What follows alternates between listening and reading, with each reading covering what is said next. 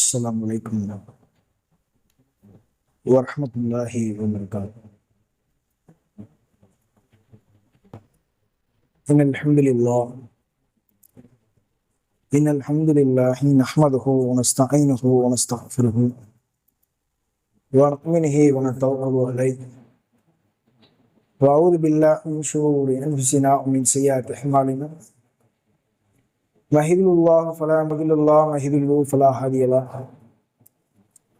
وأشهد أن لا إله إلا الله وحده لا شريك له وأشهد أن محمدا عبده ورسوله أما بعد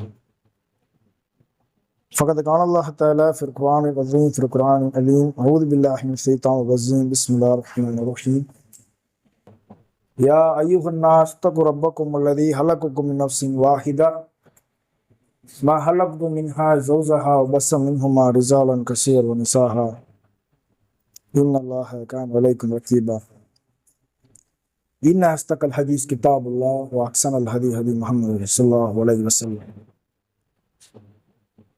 போற்றுகின்ற புகழ் அனைத்தும் தூணின்றி வானை படைத்த அந்த ரப்புல் ஆலமீனை போற்றி புகழ்ந்தவனாக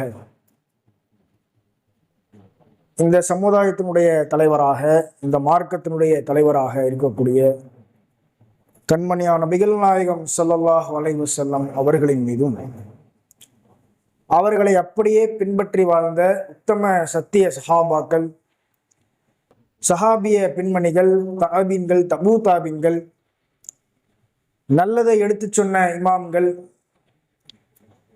குறிப்பாக இங்கு வந்து அமர்ந்திருக்கக்கூடிய நம் அனைவரின் மீதும் அந்த ஏக இறைவனின் சாந்தியும் சமாதானமும்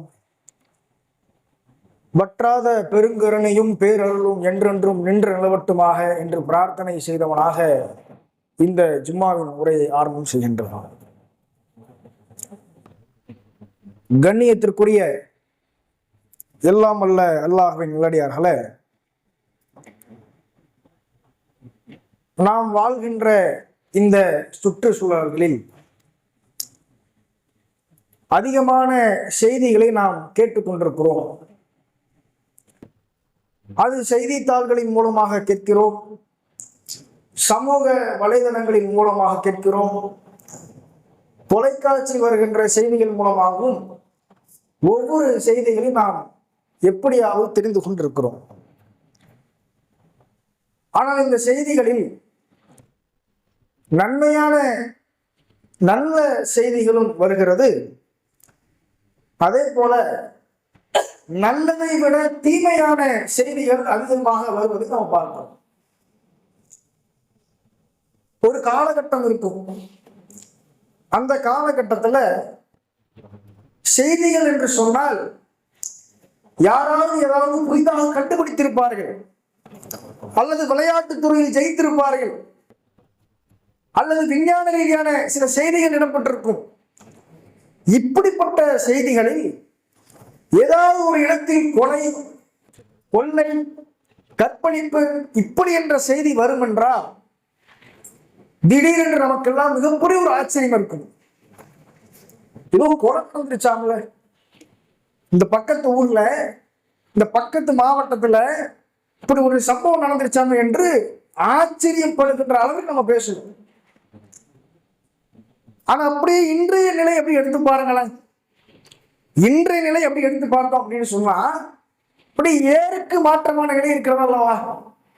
இன்றைக்கு எந்த செய்தி எடுத்துக்கொண்டாலும் சரி, கொலை, கொள்ளை, கற்பழிப்பு இல்லாத ஒரு செய்தித்தாளர்களை பார்க்க முடியல, ஒரு சமூக வலைதளங்களை பார்க்க முடியல. இப்படிப்பட்ட சூழல்கள் இன்றைக்கு நம்ம வாழ்ந்துட்டு இருக்கிறோம். ஏதாவது ஒரு இடங்களில் ஒரு மாணவன் புதிதாக ஒரு விஷயத்தை கண்டுபிடித்திருக்கிறான் அப்படின்னா இன்னைக்கு இதை ஆச்சரியமா பார்த்து பேசுறோம். ஏனென்றால் இன்றைக்கு சமுதாயம் அப்படிப்பட்ட ஒரு நிலைக்கு தள்ளப்பட்டிருக்கு. அப்ப இதுக்கெல்லாம் என்ன காரணம்? தவறு நடக்கிறது, தவறு நடந்து அந்த தவறை சரி செய்வதற்கு சட்டம், இது ரெண்டாவதா இருக்கட்டுமே. ஒருத்தன் தவறு செய்யறான்ல, அது செய்வதற்கான காரணம் என்ன, எதனால அவன் செய்யறான் அப்படின்னு பார்த்தா, முதலாவதாக யாருமே தன்னை பார்க்கவில்லை என்ற விஷயத்துல செய்யறான். இன்னொன்னு, யாரும் நம்மை கட்டுப்படுத்த முடியாது. இது ரெண்டு. மூன்றாவது என்ன தெரியுமா? யாருக்கும் அவன் பதில் சொல்ல வேண்டிய அவசியம் இல்லை. இந்த நம்பிக்கை நம்ம இருக்கிறதுனாலதான் தவறு என்ன செய்யறான்? வெளிப்படையாகவும் சரி மறைவாகவும் சரி தவறை செய்து கொண்டிருக்கிறார். ஒரு திருடன் திருடுறான்னு வைங்களேன், யாருமே தன்னை பார்க்கவில்லை, யாரும் இல்லாத இடத்திற்கு சென்று ஒரு பொருளை திருடுறான். அது சின்ன பொருளோ பெரிய பொருளோ திருடுறான். சில நேரம் பகிரங்கமாகவும் நடக்குது. இப்ப இதற்கெல்லாம் காரணம் என்ன அப்படின்னா, அவருடைய உள்ளத்தில் தமக்கு மேலாக ஒரு சக்தி ஒன்று இருக்கிறது, அந்த சக்தி நம்மை கண்காணித்துக் கொண்டிருக்கிறது என்ற பயம் இல்லை. அதனாலதான் தன்னுடைய இஷ்டத்திற்கு தான் நினைத்ததை எல்லாம் அடைய வேண்டும் என்ற ஒரே காரணத்திற்காக, அது தவறாகவே இருந்தாலும் அந்த தவறை செய்ய முற்படுகிறான். இப்ப இது இயல்பாகவே நடக்குது. இப்ப இரையச்சம் உள்ளவனுக்கு இல்லை அப்படிங்கிறதுனாலதான் எந்த தவறையாக இருந்தாலும் சரி அது சாதாரணமா செய்யக்கூடிய துணிச்சல் அவனுக்கு இருக்கு. இதை தட்டி கேட்பதற்கு ஒருவன் இருக்கிறான் என்று எண்ணம் இருந்தான், அவன் செய்வானா? அந்த காரியத்தின் பக்கம் போவானா? அந்த காரியத்தை எண்ணுவதற்காக நினைப்பதாக இருப்பானா? இருக்க மாட்டான். இப்ப எந்த ரிசீவ் அவனிடத்தில் இல்லை. இன்னும் சொல்ல போனா நம்முடைய மக்களிடத்தில் கூட இந்த விஷயங்கள் இல்லை. கொலை கேஸ்ல, கஞ்சா கேஸ்ல, அடுத்த ஒரு பொருளை திருடுவதோட கேஸ்ல நம்முடைய மக்களும் இருக்கிறார்கள். பெரிய வேதனைக்குள்ள விஷயம் இருக்கல்லவா? ஆனா எந்த மார்க்கம் இறைவனை அஞ்சி நடக்க வேண்டும் என்று சொன்னதோ அந்த மார்க்கத்தில் உள்ள நபர்கள் இப்படிப்பட்ட போராட நாம் பார்க்கிறோமா இல்லையா? அப்ப இப்படி வழிகட்டு போவதற்கான முதல் காரணம், அது யாராக இருந்தாலும் சரி, எந்த தவறை எடுத்தவன் ஒருவன் கையாளுகிறான் என்று சொன்னால், திருடுறது, அடுத்தவர்களுடைய பொருளை எப்படியாவது மோசடி பண்றது, தன்னுடைய ஆசையினால் அடுத்தவர்கள் பொருளை எப்படியாவது அபரிக்கு துடிப்பது, இது எல்லாத்துக்கும் அடித்தள காரணம் என்ன தெரியுமா? அவனிடத்தில் இறைச்சம் இல்லாமல் போனதற்கான காரணம் தான் இதெல்லாம். ஆனால் இதை பற்றி அல்லாஹ் தன்னுடைய திருமறை குர்ஆன்ல சொல்கின்ற பொழுது 2வது அத்தியாயம் 194வது வசனத்தை அல்லாஹ் சொல்கிறான். அல்லாஹ் அறிந்து கொள்ளுங்கள், வத்தகுல்லாஹ வஅலமு அன்னல்லாஹ மஅல் முத்தகீன். அது அல்லாஹ் என்ன சொல்றான்னா, அல்லாஹ்வை அஞ்சுங்கள், அல்லாஹ்வை அஞ்சுவரோடு அல்லாஹ் இருக்கிறான். உன்னுடைய வேலை என்ன தெரியுமா? நீ உன்னுடைய வேலையை செஞ்சுக்கிட்டே இரு, உன் வேலையில அதை பார்த்துக்கிட்டே இரு. ஆனால் நீ செய்கின்ற வேலைகள்ல அல்லாஹ் அஞ்சு, மிச்சதை அவன் பார்த்துக்குப்பான். எதா இருந்தாலும் சரி, நீ எந்த வேலையை செஞ்சாலும் சரி, இறைவனை அஞ்சி அந்த காரியத்தை செய். இப்படி ஒரு செய்வதாக இருந்தால் மற்ற விஷயங்களை அல்லாஹ் பார்த்துக்குப்பான். இதுதான் இதுக்கு ஒரு பெரிய உதாரணம் என்ன தெரியுமா? அல்லாஹ்வின் தூதர் அவர்கள் ஒரு சம்பவத்தை சொல்றாங்க. என்ன சம்பவம் அப்படின்னா, ஒரு சமுதாயத்தில் நடந்த ஒரு சம்பவம். யாரை பற்றி அல்லாஹ்வுடைய தூதர் சொல்றாங்க அப்படின்னா, இது புகாரில வந்து ஒரு செய்தி. இஸ்ரவேலர்கள், அந்த சமுதாய மக்கள் இருக்காங்கல்ல, அந்த சமுதாயத்தை வாழ்ந்து 2 நபர்களை பற்றி அல்லாஹ்வின் தூதர் அவர்கள் சொல்றாங்க. என்ன சொல்றாங்கன்னா, ஒரு நபர் தனக்கு 10,000 தங்க பொற்காசுகள் வேண்டும். இவர் என்ன பண்றாருன்னு சொன்னா, இன்னொரு சக நபர்கிட்ட போய் ஒரு உதவியை கேட்கிறாரு. அந்த நபர் என்ன சொல்றாரு, உனக்கு 10,000 தங்க நாணய பொற்காசுகள் வேண்டுமா? ஆமா. அப்ப எனக்கு ஒரு அடமானத்தை கொடு, 10 நாணய தங்க பொற்காசு நான் உனக்கு தாரேன், இதற்கு பகிரமா எனக்கு ஒரு அடமானத்தை கொடு. அப்ப அந்த நபர் சொல்றாரு, என்கிட்ட எதுவும் இல்லை, நான் அல்லாஹ்வை அடமானமாக வைக்கிறேன் அப்படின்னு சொல்றோம். சரி, அவர் என்ன பண்றாரு, அல்லாஹ்வை அடமான வைக்கி சொன்னதுனால அதை ஒத்துக்கிறார். 2வது ஒண்ணு கேட்கிறார், எனக்கு ஒரு சாட்சி ஏற்படுத்தி கொடு, நான் 10,000 தங்க நாணய பொற்காசுகள் உனக்கு கொடுக்குறேன், எனக்கு ஒரு சாட்சியை கொடு, அந்த சாட்சி கொடுத்து நான் நீ கேட்ட தொகையை நான் கொடுத்துட்றேன் அப்படிங்கிறான். இப்ப இவரும் என்ன பண்றாரு அப்படின்னா சொல்ற, எனக்கு சாட்சிக்கெல்லாம் யாரும் இல்லை, நான் அல்லாஹ்வே சாட்சியாக்கி சொல்கிறேன் என்று சொல்றார். இப்ப இந்த கொடுக்கக்கூடிய நபரோ அல்லாஹ் சாட்சியாக்கி சொல்றியா அப்படின்னு சொல்லிட்டு இவர் கேட்ட அந்த 10,000 தங்க நாணய பொற்காசுகளை தூக்கி கொடுத்துட்றாரு.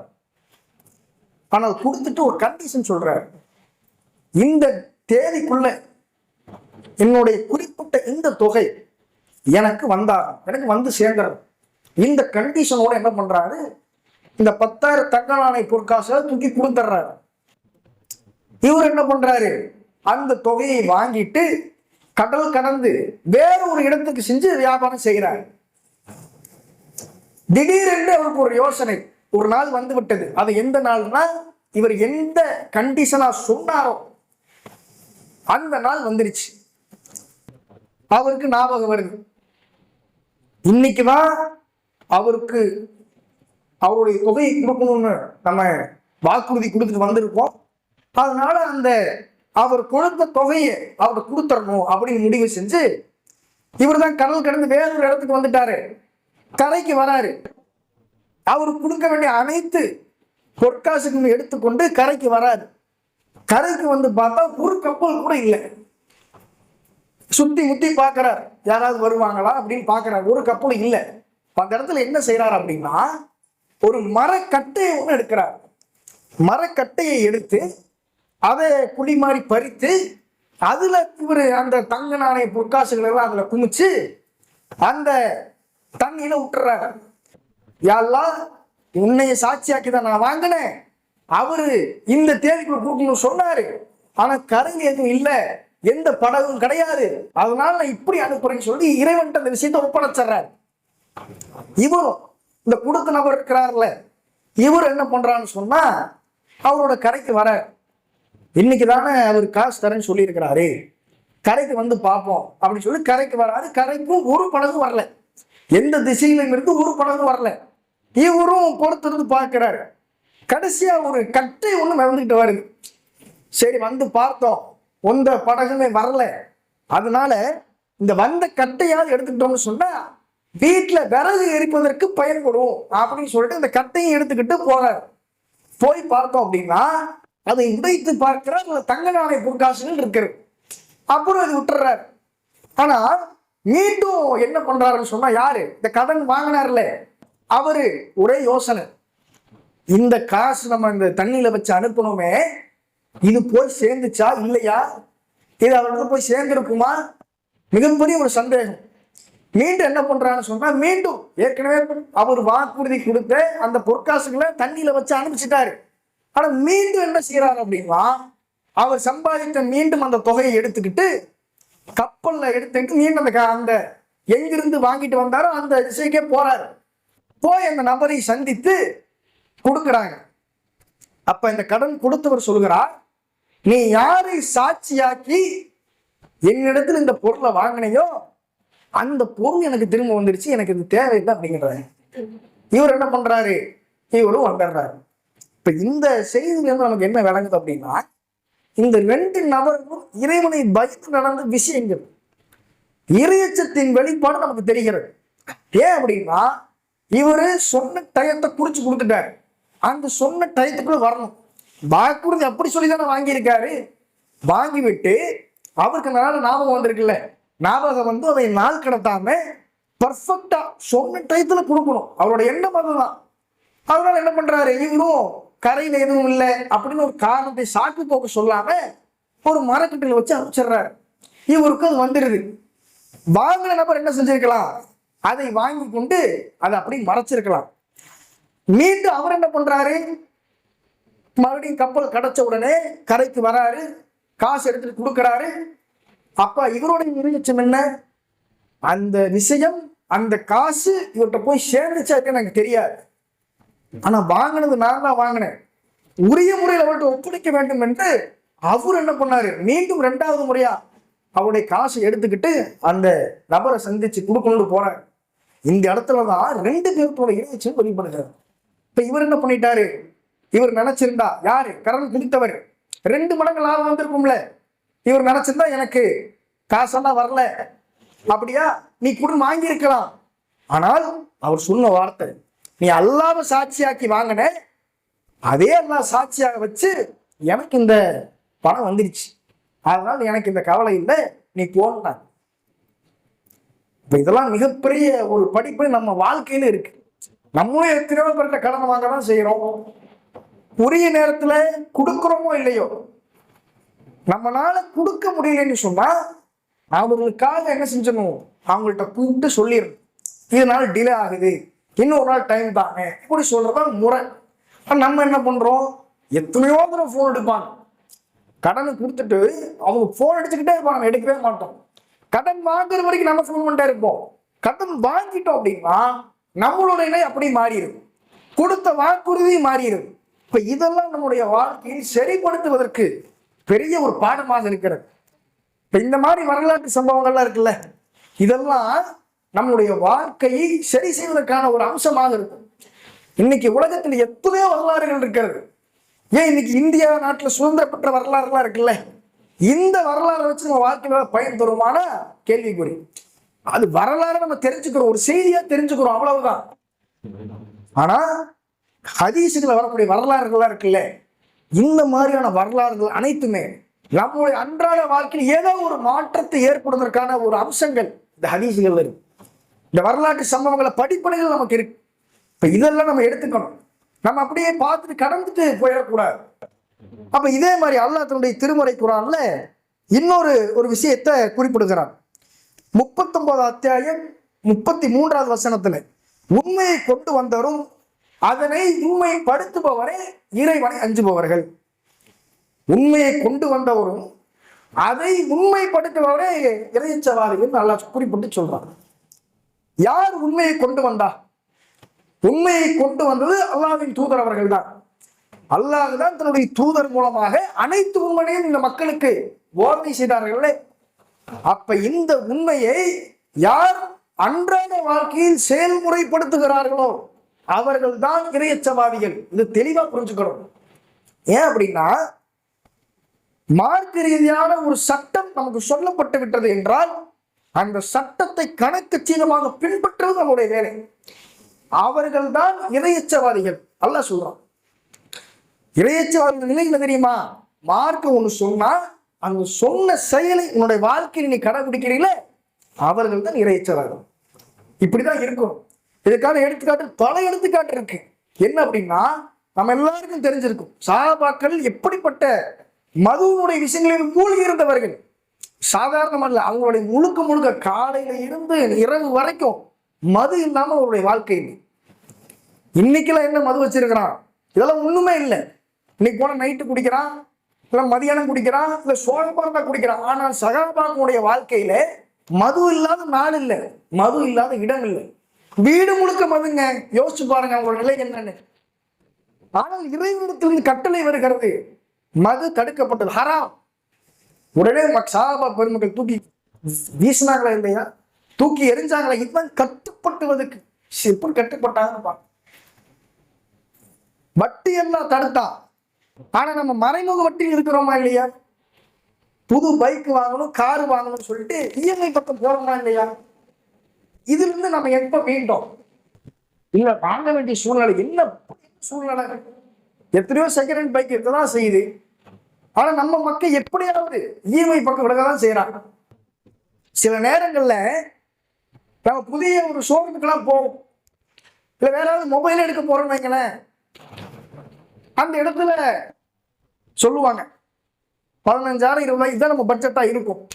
இந்த நேரங்கள்ல என்ன பண்ணுவோம்னு சொன்னா, ஒரு 30,000 40,000 ஒரு மொபைல் எடுத்துட்டு நம்மள்ட்ட கேன்வாஸ் பண்ணுவான், இதுல ஃபியூச்சர்ஸ் நல்லா இருக்கும், நீங்க 20 ரூபாய்க்கு வாங்குறீங்க, கூட ஒரு 10,000 ஆட கூட ஒரு 5,000 போடுங்களேன், இதை விட ஃபியூச்சர்ஸ் அதிகமா இருக்குங்க, நம்மளே மண்டை கடவுவோம். அந்த நேரத்தில் இல்லைங்க, என்னோட தொகை இவ்வளவுதான், நீங்க கவலைப்படாதவங்க, நாங்க அதுக்குன்னு இஎம்ஐ ஆப்ஷன் வச்சிருக்கிறோம், அதை போட்டு உங்களுக்கு கொடுத்துறோம், நீ கவலைப்பட வேண்டாம். மாசம் 300 ரூபா 500 ரூபா 700 ரூபா 1000 ரூபாய் கட்டினா போதுங்க, இதை விட சூப்பரான மொபைலுங்க உங்களுக்கு வாய்ப்பே கிடைக்காது. இன்னைக்கு விட்டா அந்த ஆப்ஷன் இல்லைம்மா. ஆனா அன்னைக்கு உங்க மவுத் வந்துச்சு, அவங்களுடைய நிலை என்ன? அல்லாஹ் தன்னோட திருமறை சொல்ல, இன்னல் மௌத்தல்லதீன தஃபிரூன மின்ஹு வ இன்னஹு முலாக்கீக்கும். எந்த மரணத்தை விட்டு விரண்டு ஓடுங்களோ அந்த மரணம் உங்களை சந்திக்கும். அப்ப இதுதான் வாய்ப்பு என்று நாம இறைவன் தடுத்த விஷயத்தில் சென்றோம் அப்படின்னா, அல்லாஹ் இதுதான் வாய்ப்பு என்று நம்மளை வஃபாத்தாக்கி விட்டால் நம்மளுடைய நிலை என்ன அப்படின்னு யோசிச்சு பாருங்க. ஒவ்வொரு ஜும்மாக்களுக்கு வரோம், ஒவ்வொரு சொற்பொழிகளை கேட்கதான் செய்யறோம். ஆனா இதுல என்ன ஒரு விஷயம் அப்படி இருக்கு அப்படின்னா, எல்லா செய்திகளையும் கேட்கிறோம். சில செய்திகள் இதெல்லாம் தெரிஞ்ச செய்தி தானப்பா அப்படிம்போம், இது தெரியாத செய்தியை புதுசா சொல்லியிருக்கிற அப்படிம்போம். மார்க்கத்தை பொறுத்தவரை என்ன அப்படின்னா, நமக்கு தெரிஞ்சிருக்கும் தெரியல அப்படி இல்லை, அது மார்க்கம், அவ்வளவுதான். மார்க்கம் சொல்லப்பட்ட விஷயம் நமக்கு இது தெரிஞ்சிருக்கு, இவ்வளவு நாள் தெரியாம இருந்திருக்கு, இவ்வளவுதான் விஷயம். சரி, தெரிஞ்சது எவ்வளவு நம்ம கரெக்டான முறையில செஞ்சோம் அதை யோசிச்சு பார்க்கிறோமா? இவ்வளவு நாள் இந்த விஷயங்கள்லாம் நமக்கு தெரிஞ்சிருக்கு, தெரிஞ்ச ஒரு விஷயத்தை எவ்வளவு நாள் நம்ம சரியான முறையில செஞ்சிருக்கிறோம்? தெரிஞ்ச விஷயம் தானே. சரி, தெரியாத விஷயத்தை கேட்டுட்டோம், தெரியாத விஷயத்தை கேட்டு இன்றையிலிருந்து நம்ம சரி செஞ்சு கொண்டோம், இதை நம்ம யோசிச்சிருக்கிறோமா? இப்ப இதெல்லாம் நம்ம யோசிச்சு பார்க்கணும். இதெல்லாம் யோசித்தால்தான் நம்முடைய வாழ்க்கை சீராவதற்கு இதெல்லாம் மிகப்பெரிய ஒரு பயனாக அமையும். அதே மாதிரி அல்லாஹ்வை அஞ்சுவதை பற்றி ஒரு முக்கியமான ஒரு விஷயத்தை அவருக்கு சொல்லி காட்டுகிறான். இஹ்சான் அப்படின்னு ஒரு விஷயத்தை சொல்லி காட்டுறான். இது புகாரில, முஸ்லிம்ல பதிவு செய்யப்பட்ட ஒரு செய்தி. இந்த இஹ்சான் அப்படிங்க என்னன்னு சொன்னா, உதாரணத்திற்கு இப்ப நம்ம ஒரு ஆபீஸ்ல வேலை செய்யறோம், ஒரு ஆபீஸ்ல வேலை செய்யறோம்.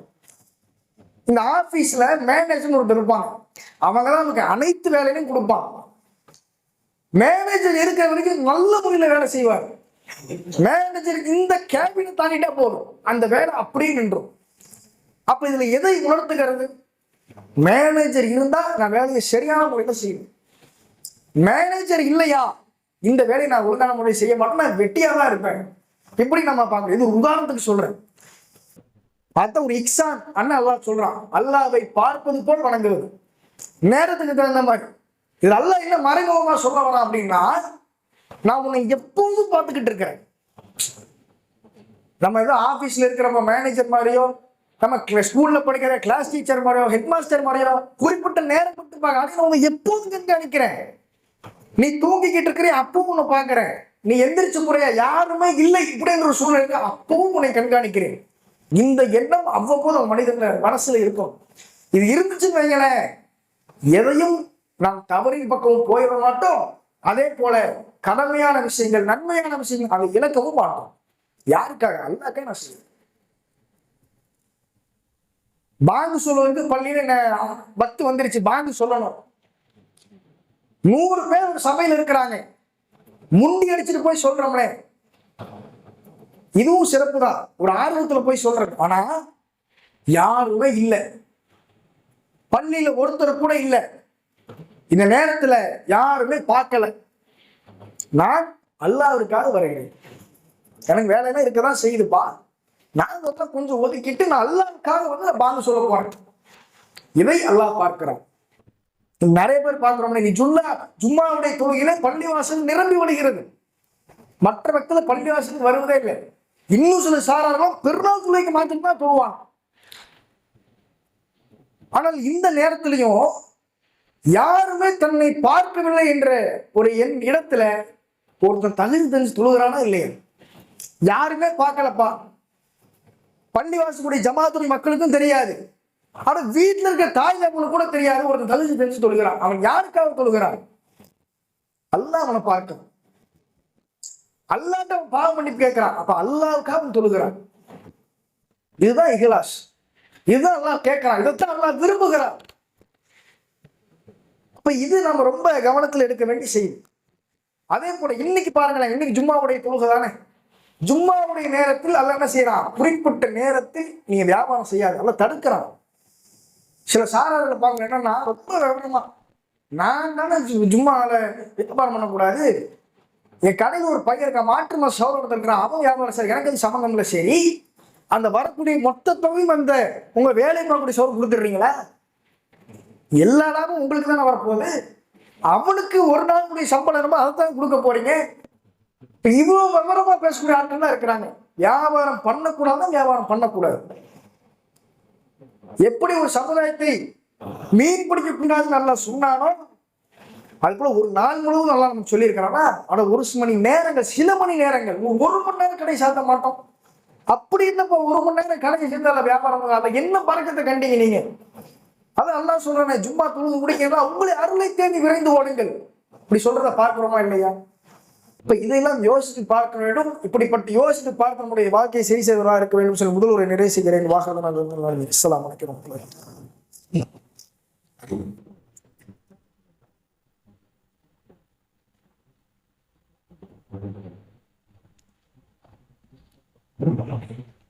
அஸ்ஸலாமு அலைக்கும் வரஹ்மத்துல்லாஹி வபரகாத்துஹு. அதே போல அல்லாஹ் தனிமையில் அஞ்சுவோருக்கு மிகப்பெரிய ஒரு கூலி உண்டு அப்படின்னு சொல்லி தன்னுடைய திருமறை குர்ஆன்ல 67வது அத்தியாயம் 12வது வசனத்துல சொல்லி காட்டுகிறார். தனிமையில யார் தனிமையில இருந்து இறைவனுக்கு அஞ்சி ஒரு செயல் நமக்கு ரொம்ப பிடிச்சிருக்கு, ஆனால் அது தடுக்கப்பட்டிருக்கிறது. இந்த நேரத்தில் என்ன ஆகும்? மனம் அதை கவர்வதற்கு எப்படியாவது ஆசைப்படும் அடைவதற்கு, ஆனால் அல்லாஹ் அது தடுத்திருக்கிறான். அப்படி யார் இதை ஒதுங்கி இறைவன் தடுத்த விஷயம் இருக்கிறார்களோ அவர் மிகப்பெரிய கூலி உண்டுங்கிறாங்க. இதுங்க ஒரு மிகப்பெரிய ஒரு உதாரணம் என்ன அப்படின்னா, ஒரு சஹாபினுடைய உதாரணம். காப் இப்னு மாலிக் அப்படிங்கிற ஒரு சஹாபினுடைய வரலாறு. இவர் யாருன்னு பார்த்தீங்கன்னு சொன்னா, தபூக்குடைய போர் காலகட்டம். தபூக்குடைய போருடைய காலகட்டம் என்பது ரொம்ப பஞ்சத்தில் இருந்த ஒரு காலகட்டம். போடுவதற்கு ஆடை இல்லை, சாப்பிட்றதுக்கு உணவு இல்லை, இப்படி ஒரு பஞ்சத்தில் இருந்த காலகட்டம் தபூக்குடைய காலகட்டம். ஆனா இந்த ஒரு காலகட்டத்துல எல்லா சஹாபா பெருமக்களும் தபூக்குடைய போர் கடந்து கிளம்புறாங்க. சில நபர்கள் மட்டும் தபூக்குடைய போர் கடந்து போகல. அதுல இவர் ஒருத்தர் தான் காப் இப்னு மாலிக். இவர் போகல. ஆனா இவர்கிட்ட எல்லா வசதிகளும் இருக்கு, இவர்கிட்ட செல்வங்களும் இருக்கு, கவச ஆடைகளும் இருக்கு, உணவுகளும் இருக்கு, எல்லாமே இருக்கு. இருந்தும் போகல. ஏன் போகலன்னா இவருடைய அலட்சியத்தினால போகல. இன்னைக்கு போகலாம், நாளைக்கு போகலாம், நாளை மறுநாள் போகலான்னு சொல்லி இவருடைய அலட்சியத்தினால என்ன பண்ணல, இவர் தபூக்குடைய போர்க்கட்டத்துக்கு போகல. திரும்பி பார்க்கறாங்க, மக்கள் எல்லாம் போரையும் முடிச்சுட்டு திரும்பி ஊருக்கு வந்துட்டாங்க. அல்லாஹ்வுடைய தூதர் அவர்கள் விசாரிக்கிறாங்க, ஏன் போருடைய கலந்துக்கல அப்படின்னு ஒவ்வொருத்தரையும் விசாரிக்கிறாங்க. ஒவ்வொருத்தரும் ஒவ்வொரு காரணம் சொல்லி தப்பிச்சுக்கிறாங்க. காப் இப்னு மாலிக் இவர் என்ன பண்றாங்கன்னு சொன்னா, பொய் சொல்ல அந்த நேரத்தில் உண்மையை சொல்லி விடுகிறார். அவர் நினைச்சிருந்தா பொய் சொல்லியிருக்கலாம், ஆனா பொய் சொல்ல உண்மையை சொல்றார். அல்லாஹ்வுடைய தூதரத்தில் சென்று யார் சொல்லுவா, என்கிட்ட செல்வங்கள் இருக்கு, என்கிட்ட உணவு வசதிகள் எல்லாமே இருக்கு, என்னால் நினைச்சா வந்திருக்க முடியும், ஆனால் என்னுடைய அலட்சியத்தினால் நான் வரவில்லை. அல்லாஹ்வின் தூதரத்தில் வெளிப்படையாக சொல்றாங்க. ரசூலுல்லாஹ் அவர்கள் அதை கேட்டுட்டு அல்லாஹ் முடிவை சொல்வதற்கு வரைக்கும் நான் எதுவும் பேச மாட்டேன் அப்படின்ட்டு போயிடுறாங்க. ரொம்ப சங்கடப்பட்டு போயிடுறாங்க. இப்ப கூட இருந்த அனைத்து சஹாபா பெருமக்களும் அவரை திட்டுகிறாங்க. யார? காப் இப்னு மாலிக் அவர்களை திட்டுறாங்க. ஏப்ப அவங்க அறிவு இல்லையா? நீ ஏப்ப எல்லாரும் சொன்ன ஒரு காரணத்தை போல நீயும் ஒரு காரணம் விஷயம் தப்பிச்சிருக்கலாமே, நீ ஏன்ப உண்மையை சொன்ன அப்படின்னு ஒரு கட்டத்துல காப் இப்னு மாலிக் அவரே யோசிக்கிறார். பேசணும், நம்ம காரணத்தை தப்பிச்சிருக்கலாம் அப்படின்னு நினைக்கிறாரு. ஒரு கட்டத்துல என்ன பண்றாங்கன்னு சொன்னா போயிடுறாங்க, திரும்பி போயிடுறாங்க. கொஞ்ச நாள் கழிச்சு பக்கத்து நாட்டு மன்னன் ஹஸ்ஸான் அப்படிங்கிற ஒரு மன்னனிடத்துல இருந்து ஒரு கடிதம் ஒண்ணு வருது. என்ன கடிதம் அப்படின்னா, ரசூலுல்லாஹ் உன்னை ஒதுக்கி வச்சுட்டாங்களாமே, இந்த செய்தி நான் கேள்விப்பட்டேன், நீ இங்க வந்துரு, உனக்கு ராஜ மரியாதை நான் கொடுக்குகிறேன். ஆனா அவர் நினைத்திருந்தால் அப்படிப்பட்ட நேரத்துல என்ன செஞ்சிருக்கலாம், இதுதான் சான்ஸ் அப்படின்னு சொல்லி போயிருக்கலாம். ஆனா அவர் போகல. எல்லாம் இது என்ன மிகப்பெரிய சோதனை எனக்கு என்று அந்த கடிதத்தை தூர வீசினார். அல்லாஹ்வின் தூதர் அவர்களோ காப் இப்னு மாலிக்கிட்ட சில கட்டளை எடுத்துட்டாங்க. உன் மனைவியோட சேரக்கூடாது, கூட இருக்கிற எந்த மக்கள்கிட்டையும் பேசக்கூடாது, இப்படி கட்டளை விதிச்சிடறாங்க. இவரோ அந்த வீட்டுக்குள்ள இருந்துட்டோ அவருடைய உள்ளம் சுருங்கி விட்டது. இப்படிப்பட்ட நேரத்துல யாருமே எதிர்பார்க்காத ஒரு நேரத்துல அல்லாஹ் வசனத்தை இறக்குகிறான். அல் குர்ஆன்ல 9வது அத்தியாயம் 118வது வசனத்தை அல்லாஹ் இறக்குகிறான். தீர்ப்பு நிறுத்தி வைக்கப்பட்ட மூவரையும் இறைவன் மன்னித்தான். பூமி விசாலமானதாக இருந்தாலும் இவர்களுடைய இடமும் சுருங்கிவிட்டது, மனமும் சுருங்கிவிட்டது. எனவே இவர்களை நீங்கள் மன்னித்திடுவீராக என்று சொல்லி அல்லாஹ் வசனத்தை இறக்கிறான். இவர் உண்மையா இருந்ததுனால, இறைவனை மட்டும் அஞ்சி இருந்ததுனால அல்லாஹ்வின் தூதருக்கு உண்மையை சொல்றார். அதே போல இவர் எப்பேற்பட்ட ஒரு துன்பங்களுக்கு ஆளான மத்தியும் ரசூலுல்லாஹ் இது பண்ணதானே செஞ்சாங்க. அல்லாஹ் தீர்ப்பு சொல்ற வரைக்கும் நான் எதுவும் பேச மாட்டேன்ட்டு வந்துட்டாங்களே. அந்த நேரத்தில் அவருடைய மனது எப்படி பாடுபட்டிருக்கு. கூட இருக்கக்கூடிய மக்கள் பேசக்கூடாதுன்ட்டாங்களே, மனைவியோட இருக்கக்கூடாதுன்றாங்களே, இப்படிப்பட்ட ஒரு இன்னல் மத்தியில தனியா தவிச்சிருந்தாரு. அது என்ன காரணம்? அல்லாஹ்வை அஞ்சிருந்தார். நான் செஞ்சது தப்புதான் அல்லாஹ், இறைவனிடத்தில் பகிரங்கமாக மன்னிப்பு கேட்டுக்கொண்டே இருந்தார். அதனாலதான் அல்லாஹ் அவர் கொடுக்க அங்கீகாரம். அவருக்கு தெரியாமலே என்ன செய்ய திடீர்னு ஒரு வசனம் வந்து இறங்குது, இந்த மூவரையும் மன்னிச்சிருங்க. ஏன்னா காபின் இப்னு மாலிக் கூட சேர்ந்து 2 தோழர்களும் இருந்தாங்க. அவங்களும் போருக்கு போகல. அவங்களும் இந்த உண்மையை சொல்லிட்டாங்க. ஆமா, என்ன காரணத்துக்காக அவங்க போருக்கு போல அந்த காரணத்தை சொல்லிட்டாங்க. இப்ப காபின் இப்னு மாலிக் கூட 2 சகோதரர்கள். அதனால்தான் அல்லாஹ் அந்த மூவரையும் என்ன பண்ணிட்டான், மன்னித்து விடுகிறேன் என்று சொல்லி பகிரங்கமாக மன்னித்து விடுகிறார். அப்ப இதிலிருந்து நாம் எடுக்கக்கூடிய படிப்பினை என்பது இறைவனை அஞ்சல். இதுதான் தலைப்பு, வேற எதுவுமே இல்லை. எந்த நேரத்திலும் சரி நீங்க அல்லாஹ்வை அஞ்சுங்க. இல்லப்பா, இறைவனுக்கும் சம்பந்தமான ஏராளமான செய்திகள் நான் கேட்டிருக்கேன், தெரிஞ்சிருக்கிறீங்க. தெரிஞ்சு நம்முடைய வாழ்க்கை எதை நம்ம சரி செய்யணும் அப்படி யோசிச்சு பாருங்க. கடமையான ஜும்மா தொழுகைக்கு வந்தோம், சொற்பொழிவு கேட்டோம், கலந்து சென்றோம், அப்படி இருக்கக்கூடாது. இந்த சொற்பொழிவுகளின் மூலமாக, இந்த வசனங்களின் மூலமாக, இந்த ஹதீஸுடைய போதனைகளின் மூலம் நான் என்னுடைய வாழ்க்கையில் எதை மாற்றி இருக்கிறேன்? ஒவ்வொருத்தரும் சுய பரிசோதனை செஞ்சு பார்க்கணும். நீ எந்த அமலை செஞ்சாலும் சரி, எல்லாத்துக்கும் அடிப்படை இந்த இறையச்சம் தான். ஏன் தெரியுமா? தொழுகை பற்றி பேசுவதாக இருந்தாலும் சரி, நோன்பை பற்றி பேசுவதாக இருந்தாலும் சரி, நீங்க ஹஜ்ஜுக்கு போவதாக இருந்தாலும் சரி, ஜக்காத்தை கொடுப்பதாக இருந்தாலும் சரி, எல்லாத்திற்கும் அடிப்படை இறையச்சம் தான்.